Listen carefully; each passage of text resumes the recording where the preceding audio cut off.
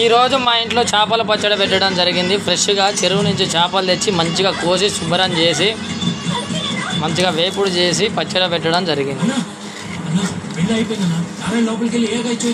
వాసన బాగా వస్తుందిగా, మసాలా వాసన.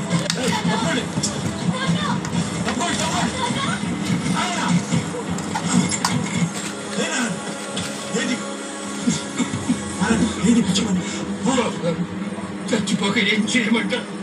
ఈ అన్నయ్య గారి పుణ్యమా అని ఆ పిల్ల పెళ్లి కొడుకు బాగానే ఉన్నా.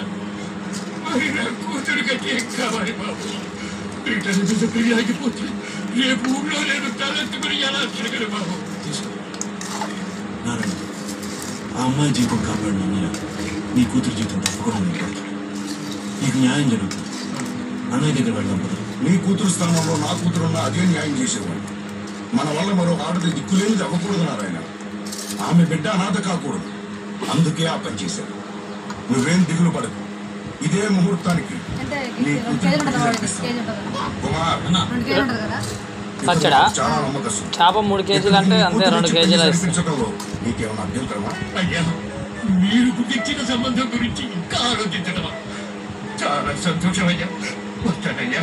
తమ్ముడు, ఇది మన కుటుంబానికి సంబంధించిన మీరు దగ్గర నుండి ఏ లోటు రాకుండా ఈ పెళ్లి జరిపించండి. అలాగే. హలో, ఇప్పుడే చేస్తావు? సీతయ్య గారు ఏం చెప్తే చెడిపోయినా